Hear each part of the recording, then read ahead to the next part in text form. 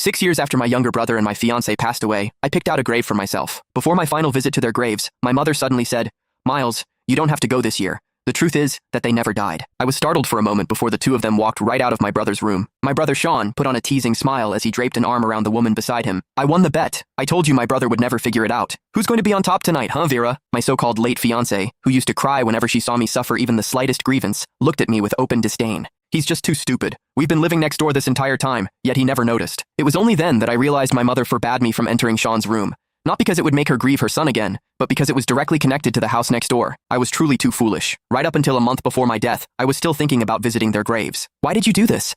I suppressed the trembling in my body, asking Vera with red-rimmed eyes. After so many years, she was no longer gentle and sweet. Her gaze was cold and detached.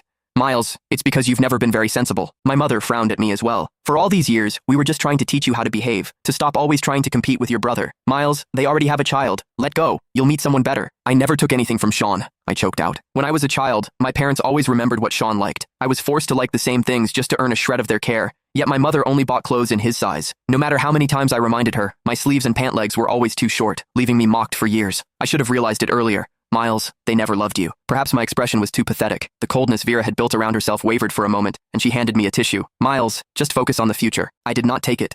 Sean put on a guilty act beside her. "Miles, I'm sorry. Vera and I haven't registered our marriage yet. I'll give her back to you." Suddenly, my mother raised her hand and slapped me. Hot pain flared across my face. I looked at her in disbelief, her voice cutting through the air. "Miles, what are you even doing? Vera is already pregnant. Do you want that child to be born a disgrace like you?" I froze, my heart stopping. I was the child my mother had before marriage, the tool used to force my father into wedlock, representing nothing but shame. I thought if I studied hard, stayed perfect, and never caused trouble, they might love me. It was only now I understood that their ultimate wish was for me not to exist. Well, it was about to come true. Vera stepped closer, a trace of pity in her eyes.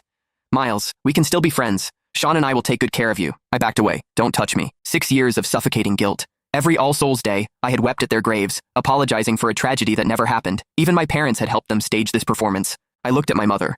"The room you said I wasn't allowed to enter because it would be too painful. It connects directly to the house next door, doesn't it?" My mother's eyes flickered, but she nodded stiffly. "So what if it is? We did it so you could let go completely and live your life properly." "Live my life properly?" I let out a cold, sorrowful laugh. "You watched me live in guilt and longing while they lived happily next door. Is that what you call doing something for me?" "Miles, watch your words." My father finally came out of the study, his brows tightly furrowed. "They were in love.